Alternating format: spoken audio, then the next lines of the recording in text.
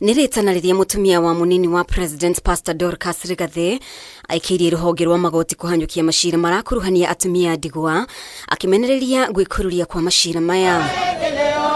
Ari kaunti ya Kakamega, Pastor Dorcas nioritie anyitite mi othe thiini wa thirikari kana nja wa thirikari aria makuruhanite mihang'weni ya gutangikira atumia a ndigwa kuhanyukagia mashira mamakonie. It's painful for a widow not only to lose a husband but also to end up following up cases in court for their rightful inheritance.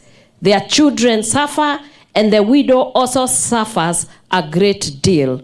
We have seen cases of widows who have waited for 35 years, a generation. They died, their children died, and the cases are still going on. Kurigana nake, atumia aya ni mafataraga kunyitirirwo na njira mwanya mwanya kuitukira mathomo niguo kuhukia ukia uria ugumiire amwe yao woni wake ukinyitwo baru ni atongoria a kaunti ya Kakamega. Bali shida kubwa hasa ni urithi wa shamba na mali.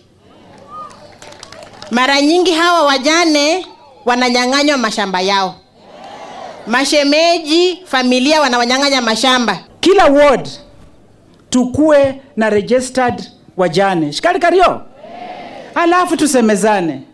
Alafu tuongee pamoja. Many times widows are neglected and unloved.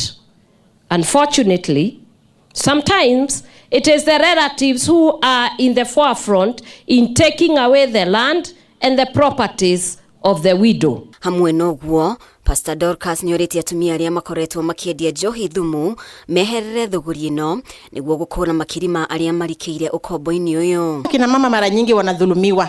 Na ndio maana wanabaki hapo chini. Na ndio maana unaona wengi wanatengeneza chang'aa. Ndio wanatengeneza nini, pombe haramu. Ili walee familia. But leo tunataka kusema kwamba hiyo pombe haramu tunaanza biashara halali. Adhari na waomba musipike pombe. Tafadhali.